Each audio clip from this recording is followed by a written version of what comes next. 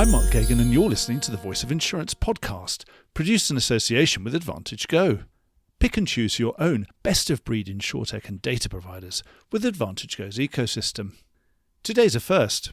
I've had many senior industry executives on the show who have started their careers as actuaries, but I've never met anyone who already knew when they left school that they definitely wanted to be one. Martin Burke is different, and this is what makes him an excellent podcast guest. In his own words, he's walked something of a squiggly career path that has brought him to his current position as Chief Underwriting Officer at Lloyd's stalwart MS Amlin. But having walked all the bends in the road to get where he is now has made Martin an extremely well-rounded CUO. It's obvious none of his time spent on reserving, pricing, and in the finance and risk departments has gone to waste. To rerun the cliché, actuaries aren't famous for being great communicators, but that just makes the ones who are stand out. Martin has the gift of the gab, and that makes him a high-value guest to someone like me, an interviewee who can understand and, more importantly, summarise and explain complicated ideas in a way that lay people can understand is podcasting gold dust. And when that person is also responsible for profitably growing a £2 billion book in today's market, this makes for a complete and satisfying listen. Here we run through MS Amlin's strategy in an evolving market and take in Martin's views on an eclectic range of topics, including the impacts of the latest major loss activity on insurer and reinsurer appetites, the best applications of technology and AI, as well as his priorities for where he feels the London market should be developing as a collective, as the leadership regime at Lloyd's transitions. I think you'll find Martin fun to spend time with, and full of surprises. Enjoy the podcast. Martin, welcome to the Voice of Insurance. Thanks very much for having me, Mark. Lovely to be on the podcast. Why don't you introduce yourself to the listeners, so anyone who doesn't know you? Tell us a bit about your career to date, sort of how you got into insurance and how you've ended up where you are today. Maybe I'll start with how I got into insurance then. So I always knew I wanted to be an actuary. So when I went to university, I studied actuarial mathematics, but I wasn't entirely sure. No, wait a minute. Now we need to start on the origin story of that. How did you know you want to be an actuary? Well, to be honest, it always came with a fascination with the numbers game on Countdown. And it started there. So you could always get the number? Well, I wouldn't like to blow my own trumpet, but it was always the bit I liked best out of that. And I suppose it just naturally flowed into a tendency to like more mathematical subjects. I did science and maths, and then I sort of naturally flowed into being an actuary. My sister was an accountant, my brother was an architect, so I started at A on the careers list at the back of the UCAS form, and I only got as far as actuary before I thought that sounds like the right thing for me. And then, so naturally you were bound to end up insurance one way or another once you became a qualified actuary? Yes, I suppose so. It feels natural now. So what happened, very short origin story, the year before I graduated, I had an internship at a life insurance company in London, Commercial Union. And actually, I wasn't entirely sure what I wanted to do. I was at university in Edinburgh, so it seemed like maybe pensions or life insurance was a good idea. But everyone I met that summer said, you do not want to work in life insurance. You really want to go and work in general insurance. And being that I didn't know any better. It's more boring, isn't it? Surely. There's all these big numbers are more predictable. And I suppose you're trying to work out projecting forward pension deficits and how much a company has to put in to keep their pension solvent and all this stuff. Yes, I suppose in retrospect now, it seems like an obvious choice, like I say. But actually, at the time, it sort of all looked the same when you're looking out at the start of your career. But I got this advice pretty much uniformly from people. And I thought, well, if everyone's saying it, maybe there's something in it. So when I was applying for roles, I applied for roles with more of a general insurance angle to them.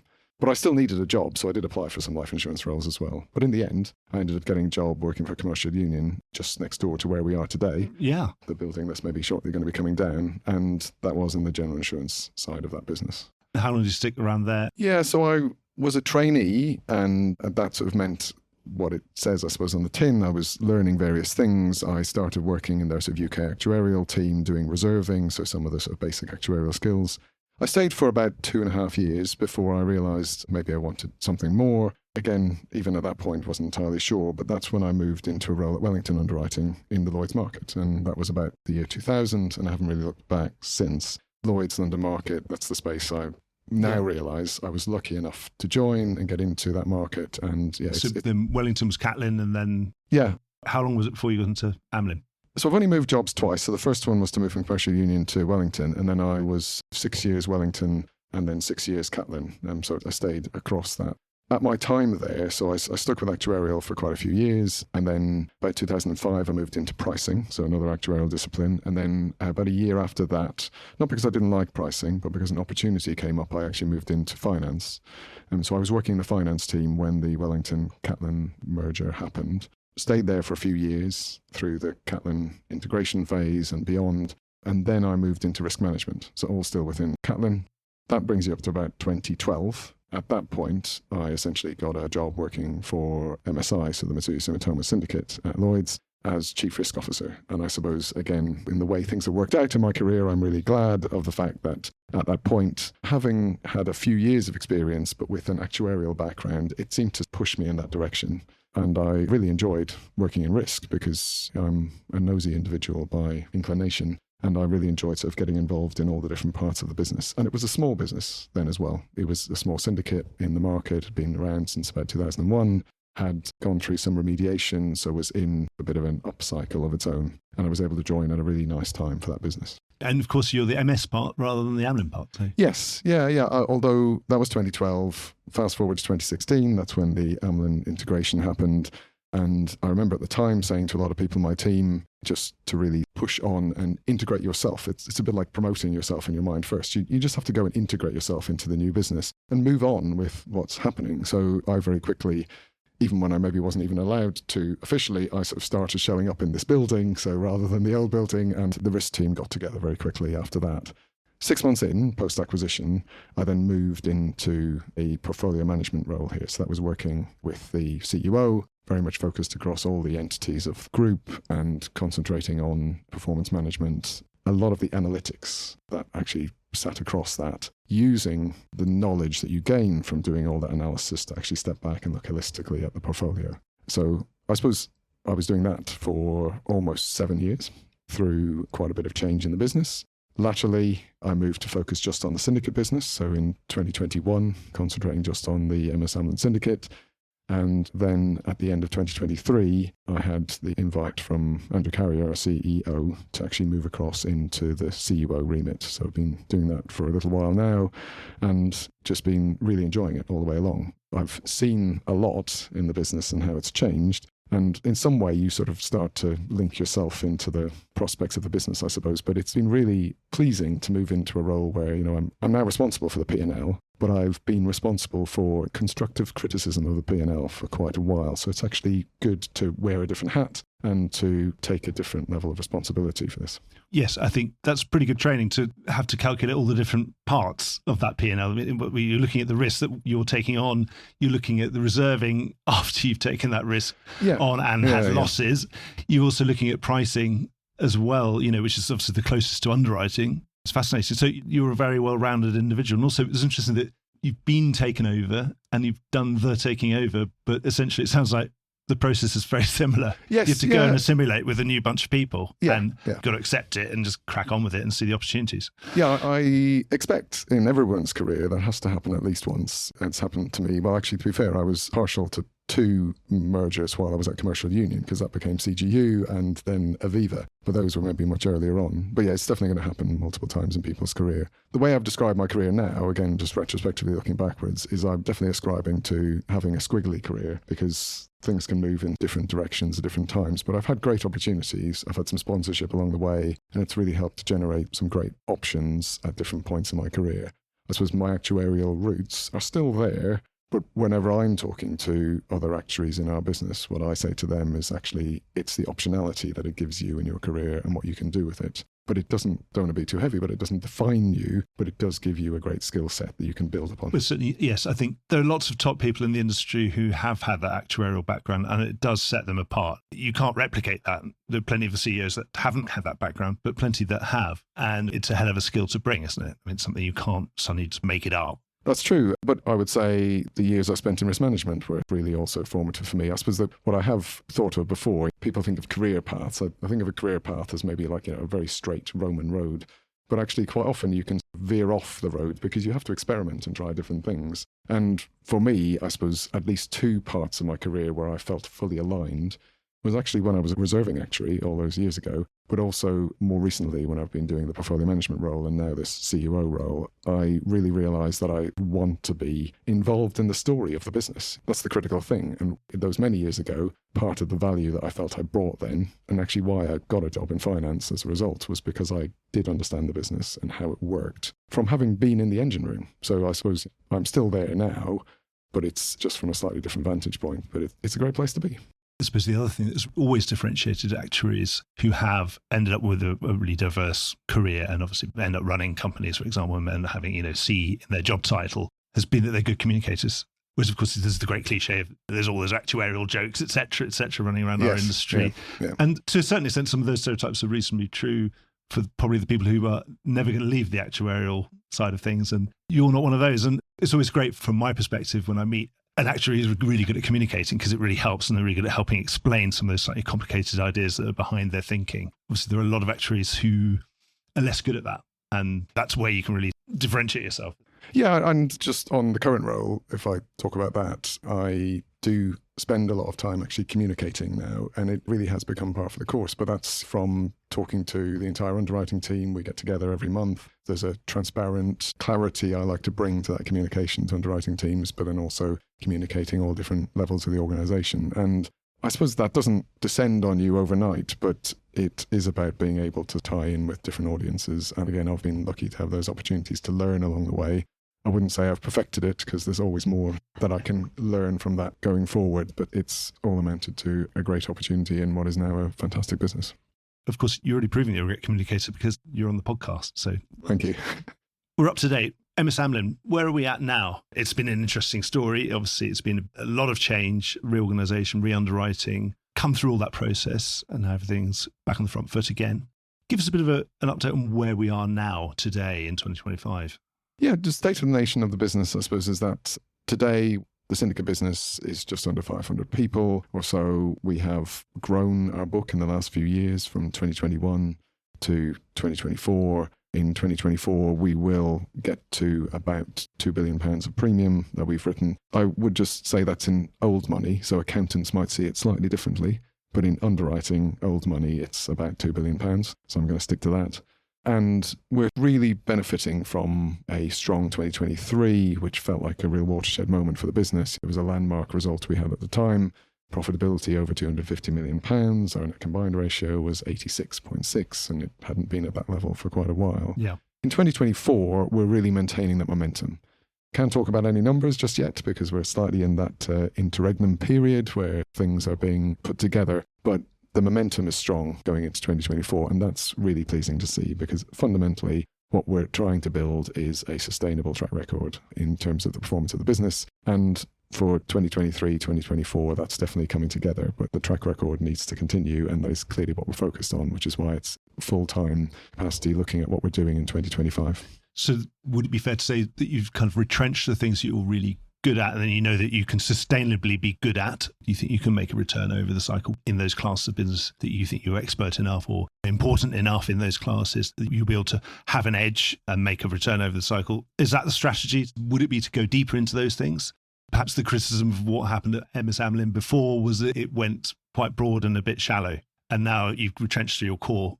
Yeah. Is the plan now to go deeper into the core stuff and grow there? Yes, so if I concentrate on the go-forward aspect. So I suppose the way I think about the portfolio now is we did some work in 2023, which is a while ago now, but we had a good look at our strategy for the next 3 to 5 years at that point. One of the guiding principles there, so our North Star, was let's look at what an optimal portfolio looks like, what the type of mix we want, and then really going through that natural step you go through with strategies as to how do we get from here to there. And again, in terms of an optimal portfolio, then maybe you never get exactly there, but it helps you design your next steps you need to take. So during 2024, we've been taking some of those next steps. And that's really included concentrating in 3 separate spaces in our portfolio. So first and foremost, we identified from looking at our peers and others in the market that actually fundamentally we were somewhat underweight in casualty business. So both casualty insurance and casualty treaty. And during 2024 and again in 2025, we're absolutely making steps in that regard in both of those spaces. So we intend to grow more than proportionately So we have an overarching aim to sort of grow modestly over the period, so to grow from 2 billion towards 2.5 billion over a 3 to 5 year period, but actually it's more proportionate growth in those casualty lines. Then we have what I would determine more of a core book of business, which incorporates things like crisis management, marine, natural resources, specialty reinsurance lines that we write. And there we'd intend to grow largely proportionately over that period, and then less emphasis on growth in our sort of property and property treaty books of business. And that's because historically we have had quite a big component of the book has been that short tail property component. We like the book we have. We've undertaken, as you said, a lot of work on that book of business. But really going forward, it feels like we need to balance up the portfolio by, in essence, sort of concentrating on those other lines of business and bringing them to the right contributor to the business. So by balancing across the lines of business, that's the aim to get to that optimal portfolio. Practically, in 2024 and 2025, you tend to think about strategy at the sort of top level. In reality, strategy gets delivered by lots of little opportunities that we work on. So if I think of 2025, we ended 2024 at about 2 billion. 2025, we aim to get to somewhere between 2.1 and 2.2 billion of premium. But in reality, in line with our plan, that's about 1.8 billion of core business and about 400 million of new initiative business. So we look at it that way because actually increasingly, like I said, with this focus on opportunities, it really is about bringing those new initiatives home. That makes the difference between us actually getting to that medium-term strategy in the first place. Those new initiatives tend to be many and varied, but it can include things like a focus on cyber treaty business that we went into in 2024, or even this week we announced that we've recruited a new underwriter for credit and political risks in our Dubai office. So lots of things that help contribute towards that growth agenda, but it has to be said that core book of business can't be ignored. It needs time and work. We focus on our clients who make up that 1.8 billion. They are very important to us, but we're also looking at this longer term health, this balance we want to build in, which helps us with our financial strength going forward. When we last spoke, it was down in Monte Carlo, autumn last year. We were having that big debate collectively as an industry about casualty, and you had that cautious optimism about growth. How did that bear out? It sounds like it bore out pretty well. Yeah, well, I suppose I can take the opportunity here to really put a shout out to our casualty and casualty treaty teams, because in terms of how things have performed in 2025 renewals, it's been a fantastic start to the year, really pleasing. And that is them being able to deliver on their plans, but also in line with our appetite. So we're very much aligned there. But the level of work in both of those teams, and there's a really good pipeline of opportunities in both of those teams. So yes, that combined with the fact that the market is holding to a reasonable degree in both of those spaces. It should be said in terms of casualty insurance, our main emphasis there is typically business through delegated authorities. So it's more small and medium enterprise business. Particularly, we don't tend to write a lot of large commercial business. So open market is much less of a feature of that portfolio, and therefore maybe you're not as exposed to some of the vagaries of the market that get more publicised in some lines in casualty. But it's nonetheless that work is making sure that we're actually really managing the cover holders, the underlying clients, that we have our territories are delivering. So we have profile internationally as well as the US in the casualty insurance space. But both of those teams have done a fantastic job. I couldn't ask for more. We read about nuclear verdicts, but I suppose everyone needs liability insurance in most commercial activity. But in small businesses also need it, but they're not to be the sort of businesses that a jury are wanting to make an example of if it comes to court or something. But if you're an enormous FTSE 100, Fortune 1000 company, then juries probably feel a little bit more free to let rip. Yeah, and that's definitely a space that we tend to stay away from, not just for that reason, but you can definitely agree with that hypothesis, and those type of things do happen. But our emphasis, like I said, on that SME space and particular niches as well. So we tend to concentrate on niches like healthcare, or we'll have specific low hazard occupancies that we concentrate on in other territories as well. But in sticking with those niches, that really helps us to understand the risk to the best of our abilities and then to be able to manage against those type of volatilities. Casualty's been a market with more opportunity, let's say, because there has been more variance of appetite amongst insurers, reinsurers, specialty insurers. What about the market overall? Certainly the anecdotal evidence from the reinsurance side of things is that things were coming off a little, but coming off from a very nice place within the reinsurance book. Is that about right? Your phraseology was you felt that we were coming a bit past high tide, but obviously presumably there's plenty of water left. We're not going to start hitting rocks. Yeah, there's plenty of water left, but I think the point there is that the tide has started to go out a little bit, and maybe I'll leave the analogy there at that point. But yes, in terms of our overall reinsurance book, this is where everyone can indulge themselves as a little bit of an amateur economist. But, there is a bit of a supply and demand thing that just naturally happens at these sorts of points in the market cycle. And what you can observe is that many reinsurers were trying to write more business at year end, and then that naturally has an effect on tempering the market somewhat. We were nonetheless relatively pleased with the outcome because we had put some effort into our business plan in Q3 last year, Q3 going into Q4, and we didn't have perfect predictability because we'd be applying it to other things if that was true. But broadly speaking, we have actually ended up in line with our plan, which is not a bad place to be at this point, because I think the fear was that maybe there was even going to be a disconnect with what we were planning for. But actually, that's partly down to features like some business being maybe loss affected, which gets adjusted for in rating. But actually, across our insurance and reinsurance lines, we've ended up pretty much on target with A, what we wanted to write in January, and B, actually our view on how the rating levels have changed.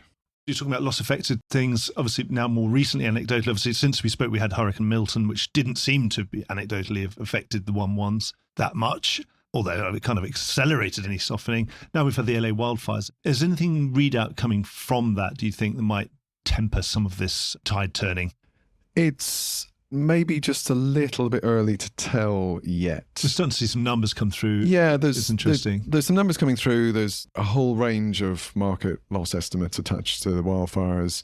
There's lots of uncertainties. There's the jurisdiction involved, but also things like additional living expenses, smoke damage. And you've got subrogation potentially, as always. And yeah, definitely potential for subrogation maybe later in proceedings, but there's clearly litigation in place already in relation to that loss. So it's hard to tell what the impact is because there's still quite a lot of counting the cost going on. My own view is that maybe later in the year, so as we get through the year a little bit more, then I think you may get some level of change during the year in the market. So maybe some recognition of the fact that this is certainly going to be significant for the reinsurance market. You say, well, it's only 20 billion here and then this one's only 20 billion there, but it all adds up. Yes. And I suppose in relation to this loss, particularly the LA wildfires, as much as it was a horrendous loss to have happened and there was loss of life and everything else, the impact is probably more keenly felt in reinsurance than in the insurance market because of just the way it's impacting a finite number of insurers. They've all got a program attached, and as the cost gets counted, more of that comes to reinsurers. We've seen some anecdotal evidence about potential for high net worth, the sort of fine art, the sort of nice house in the hills with, with a Picasso in them, that kind of thing. We've certainly picked up some chatter around that. And obviously that's something that is a core Lloyd's segment, for example. Do you think there's anything in that likely? We participate in most parts of the market. So we have a profile in specie. As far as our information is concerned, then I suppose it is quite mixed in terms of people's experience in that space. There are quite a lot of high-value homeowners there. There's quite a lot of high-value art as well. But what seems to be the case is a lot of people did try to take as many preemptive measures as they could at the time. So they were thinking on their feet in a very difficult set of circumstances.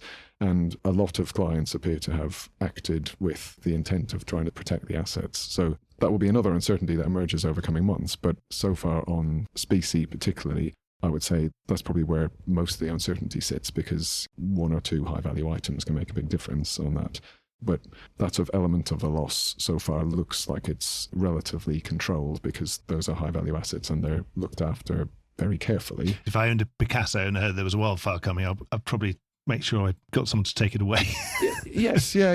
I mean, it can be as straightforward as that. In terms of the high net worth homeowners, I suppose the one thing I think to talk about there is that market in particular. It was in quite a lot of flux in California prior to the loss.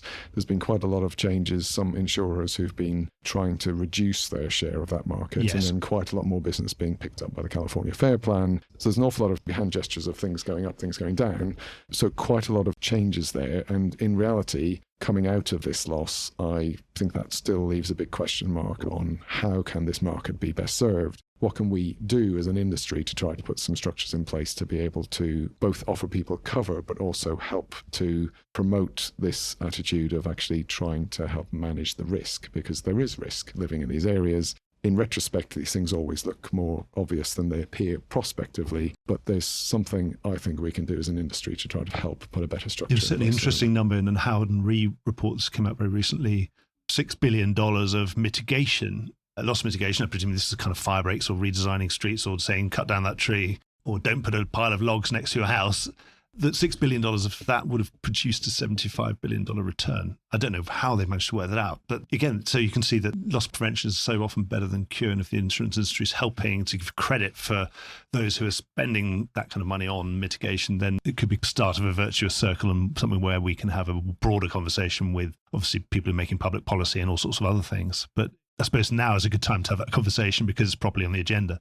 Absolutely. I think all the different options should be on the table. So admittedly, trying to have insurance support makes sense for the people, but actually, as you've highlighted with the Howden example, trying to figure out what the best place is to try to put some additional mitigation measures in place, it can have a very big effect both on the people living there, because no one wanted the house to burn down, right? And it really would give them some safety, but it would also just help really change that market into a market that functions more easily as a result. We're not really anyone to talk. We're sitting in the city of London, burnt down in 1666. And you think, well, of course, one of the reasons why it burnt down was because it was a medieval layout where everything's living cheek by jowl on top of each other. Yes, yeah. And it probably would be better to build it back with nice boulevards and nice wide space in between each other so we don't have, conflagration so easily. And of course, the first thing everyone did was start building immediately, almost the day after it was over, because sorry, I own this bit of land, no, you own that bit of land, I'm building on my land, and we'll just crack on. Yeah. So, yes, you always think, it would be nice to do these things, but hard to do. Something to bear in mind for the future.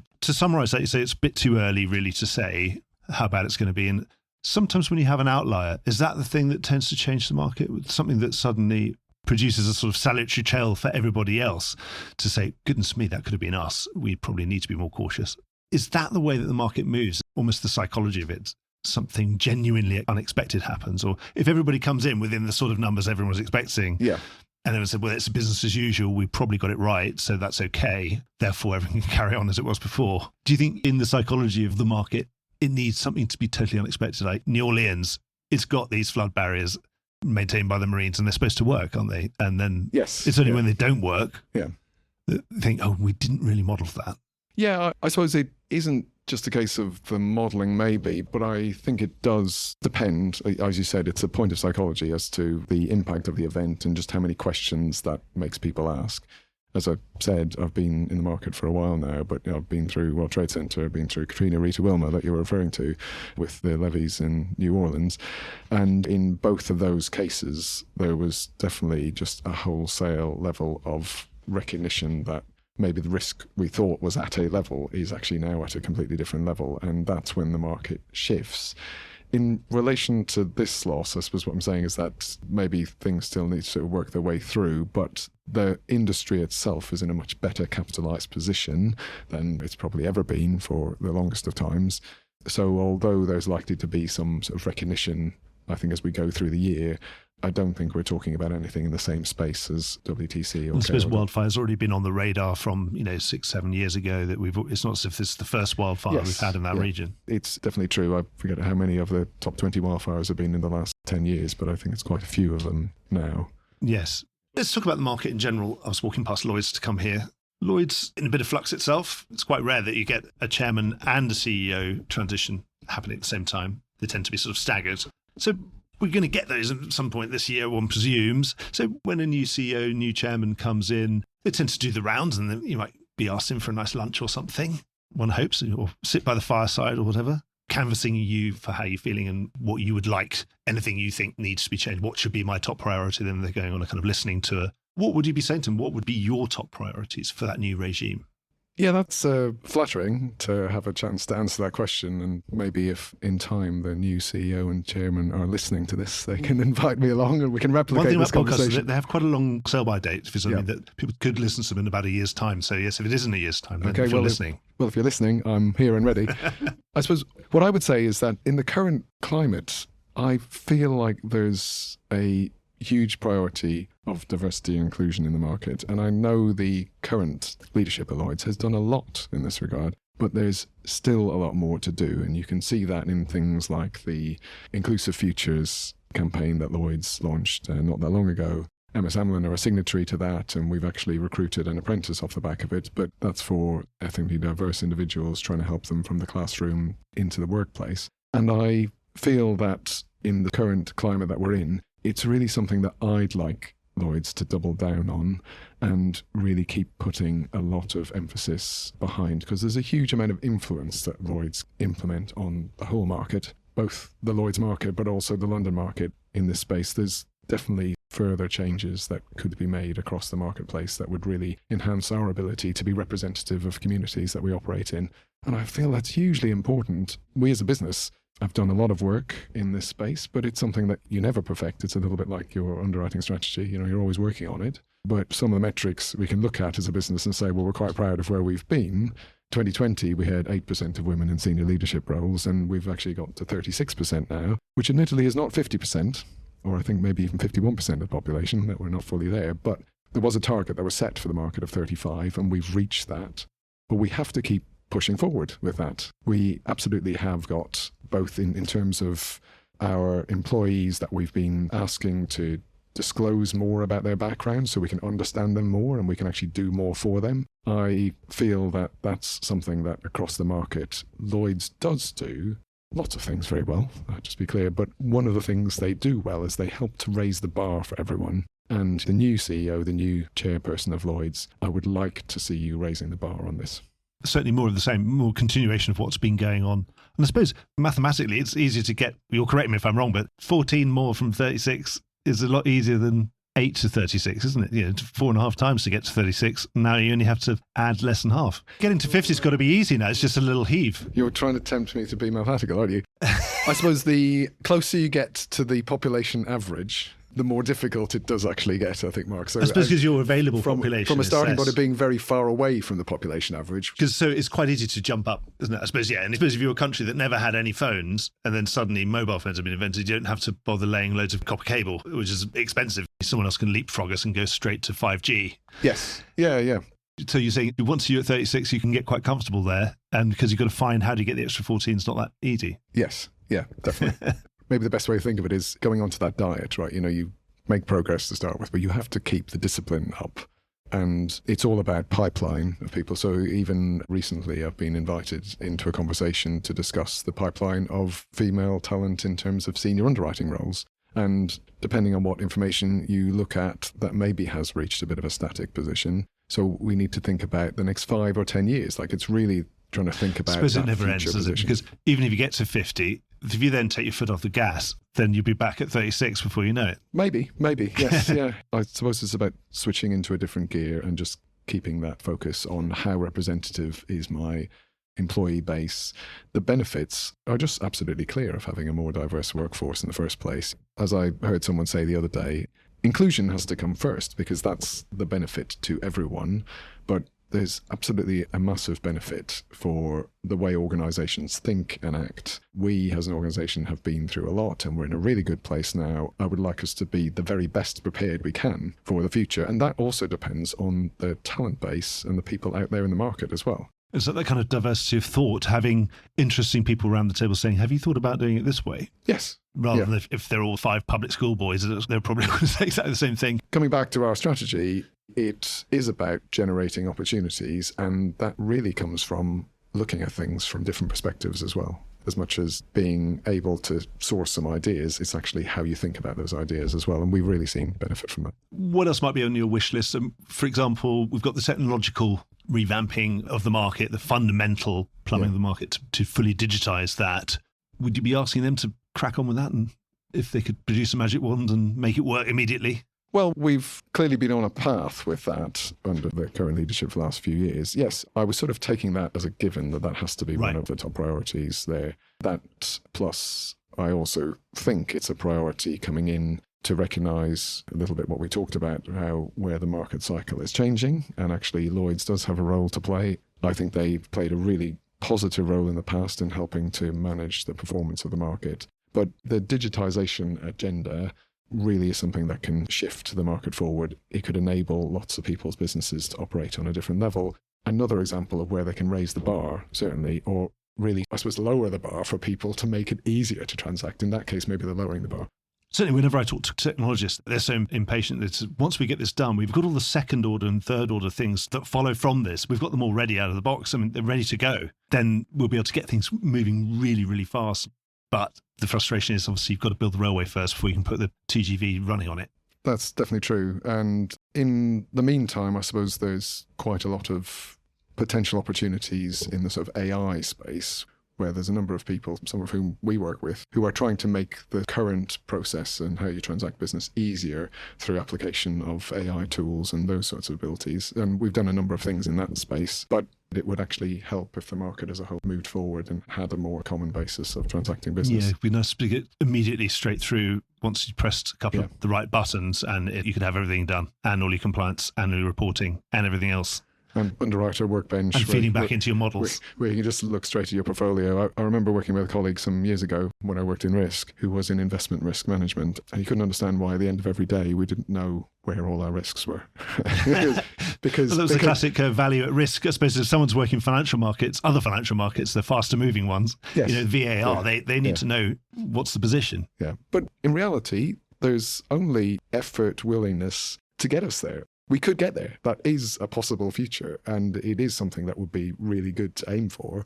Maybe we can put that on the agenda of the CEO and chairman as well. Then. Yeah, but on that technology, let's take it for given that this will get fixed pretty soon, hopefully sometime in 2025 or if not early 26.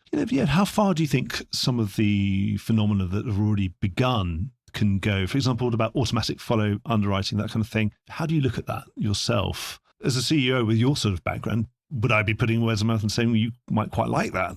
As a concept, yes, it has a part to play. When I think about that, I think a bit about how the client perceives it, though.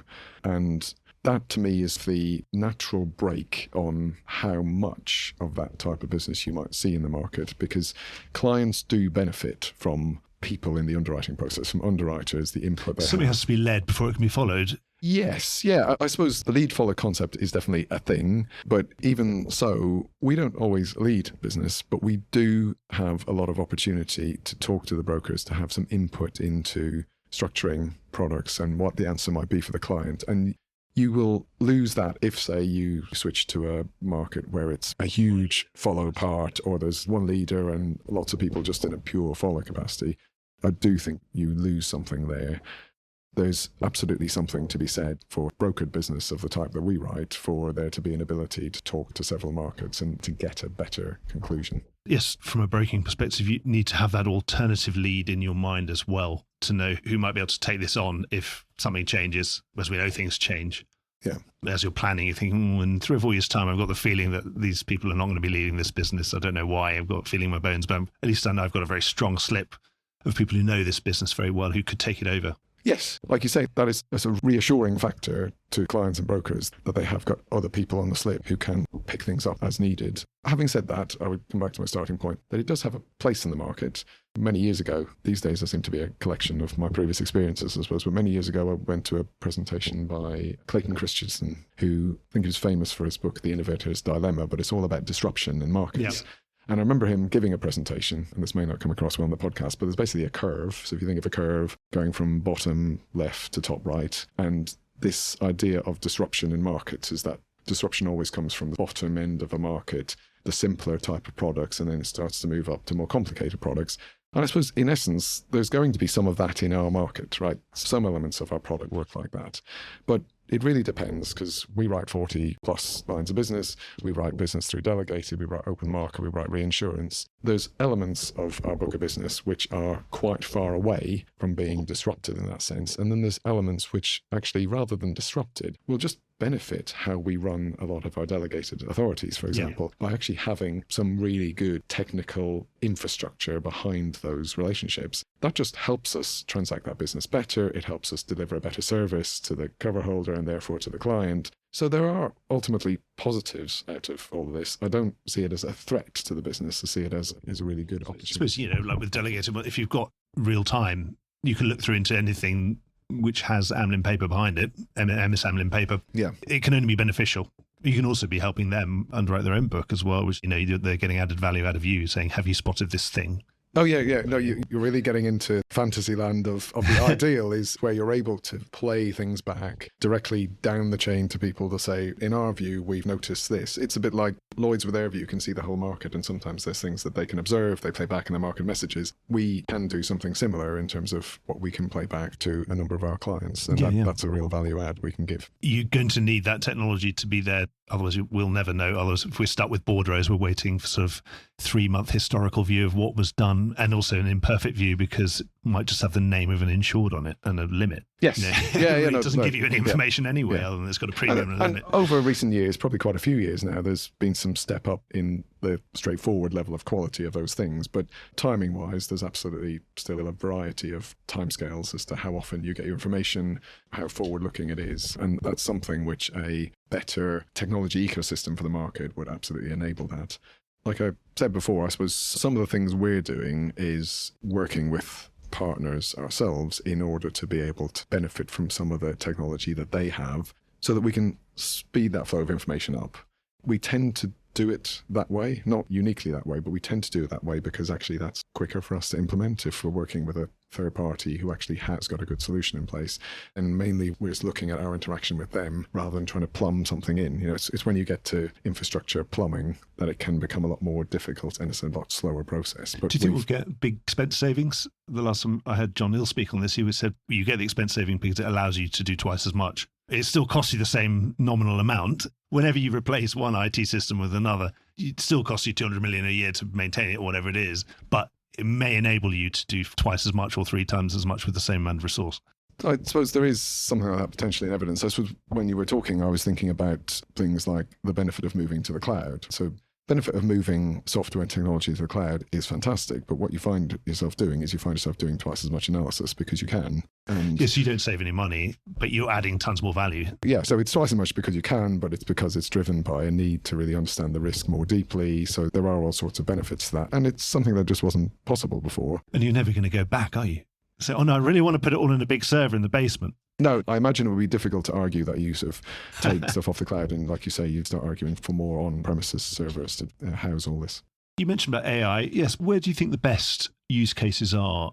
I often talk to people, and it seems to be more about helping the underwriter get rid of boring things. Obviously, why not just ingest that broker submission and have it all kind of ready for me? I can go make a cup of tea and come back, and then it'll all be ready for me to properly underwrite. Is that the way you look at things? Or do you ever think there are places where that underwriter might be removed from the equation? I don't know. Or maybe in some of those more commoditized lines of business, perhaps. The use cases for us are, again, it's a little bit how we see our underwriting portfolio. I suppose it's actually quite a few smaller use cases. There's one that's close to my heart. Maybe I'll talk about that to start with. But when we've been trying to implement a more structured approach to underwriting ESG influenced risks, one of the things that we've done is we've put a simple AI-driven tool together, but one that basically just allows us to get a straightforward report on a client. And the value of that is that I'm actually getting an objective view of that client.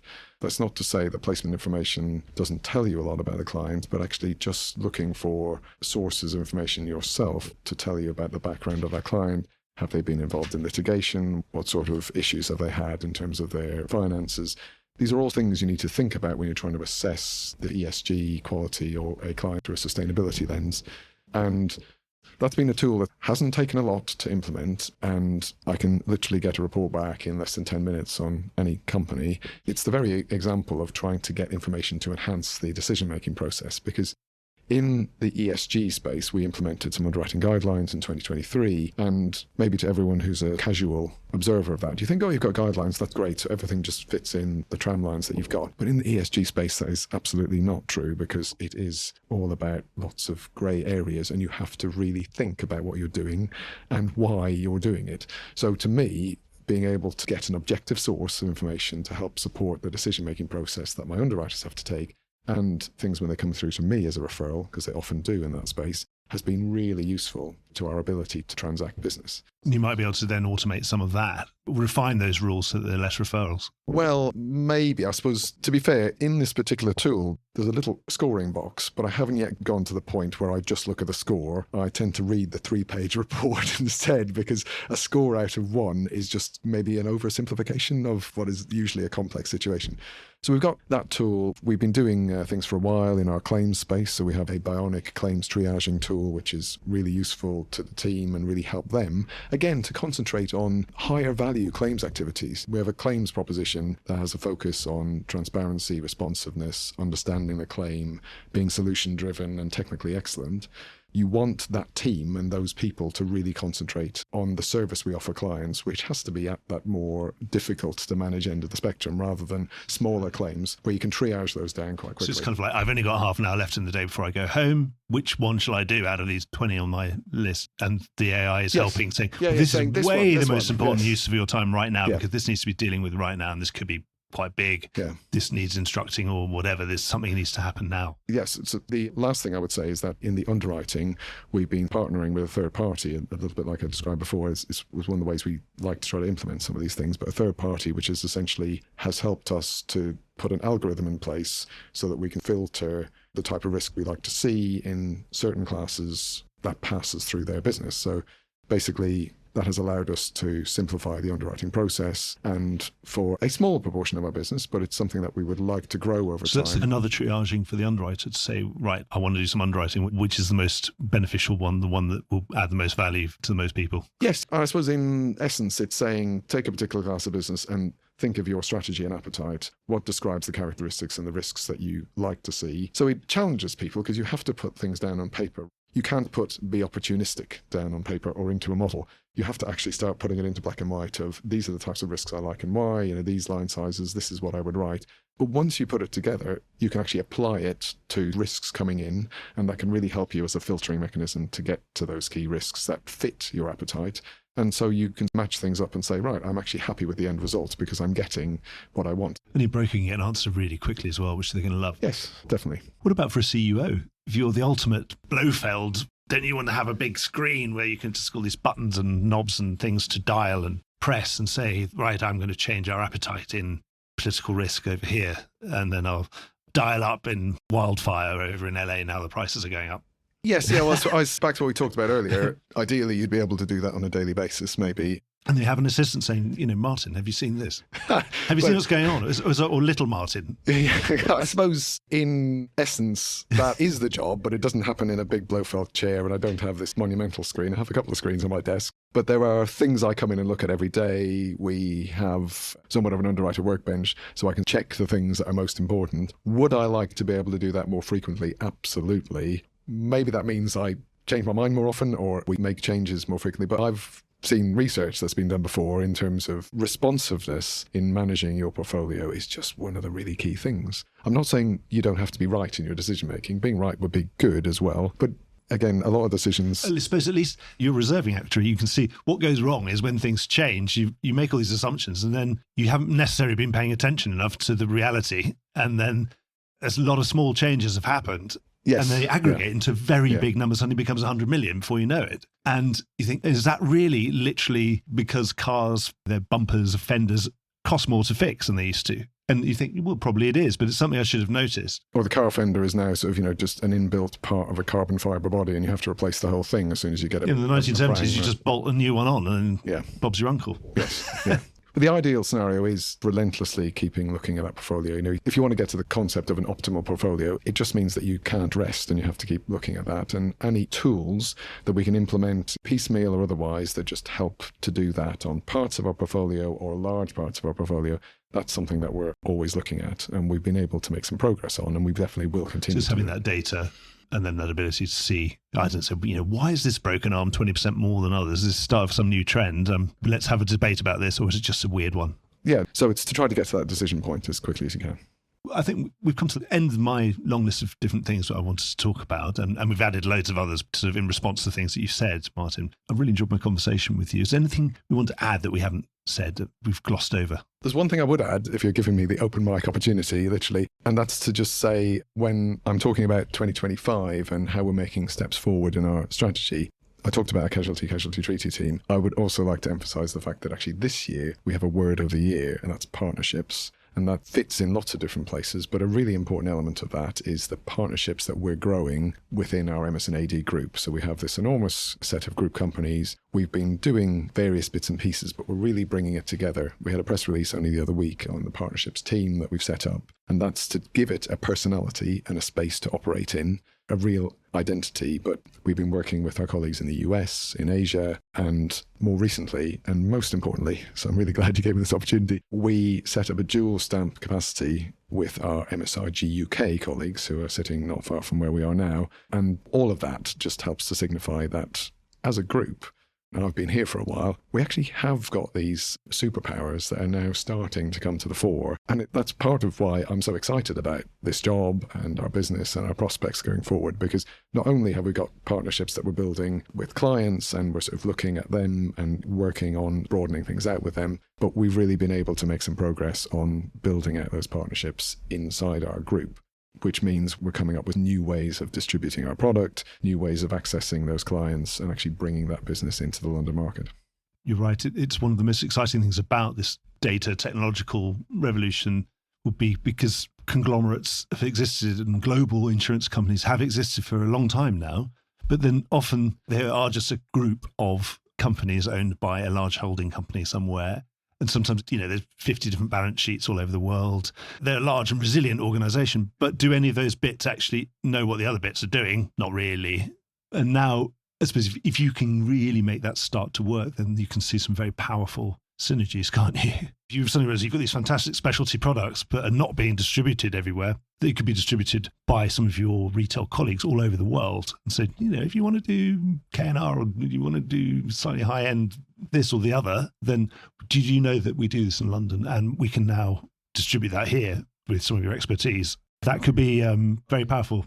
I need to co-opt you to do some of the marketing with our colleagues around the world, Mark. But these are enormous tasks because they work in theory, but in practice, it's just chipping away slowly. And you can't build relationships without actually building relationships. You have to go there. You've got to get to know everybody, start to really trust each other, start to really work together, get that continuity and deliver for each other and realize it is worth doing. Because sometimes you can get enthusiastic about it because head office wants you to talk to each other, but actually it's only when you actually see, oh, well, this is actually producing something that my top line and bottom line are both benefiting from this. You can say, well, let's carry on, and it becomes organic at that point. Yeah, and we're not doing that in a vacuum. It's not just about MS Amlin. We're actually doing that, again, in order to raise the game of colleagues in our group companies as well, right? There's a whole drive and push there of things we can learn from each other. It's not a one-way street. It's actually a complete two-way communication mechanism we have in place. They're close on the ground, and that's where new products are going to come from because there are new problems that particular to a particular market. Then maybe, or if you solve that problem in that market, it may be applicable to other markets as well. So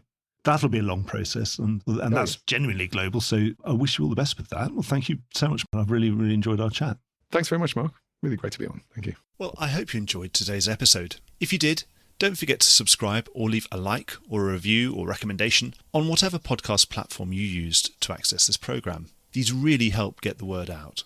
Before we go, just a quick reminder that advertising slots are available here and in other places in the Voice of Insurance podcasts. Podcasting is the fastest growing medium and attracts a high quality audience of key decision makers. It's also an intimate medium where you, the listener, are right in the room with me and the interview subjects. Needless to say, that means it's a great way of getting your message out directly to an audience because you know you've got their full attention. It's also very cost effective. So get in touch with Mark at thevoiceofinsurance.com to find out how you could be speaking directly to the industry. The Voice of Insurance is produced in association with Advantage Go. Release your underwriters to underwrite with Advantage Go's underwriting platform. Voice of Insurance is produced by me, Mark Gagan. Music was written by Anna Gagan and produced by Carlos Gagan. Check out more podcasts and written comment pieces at www.thevoiceofinsurance.com.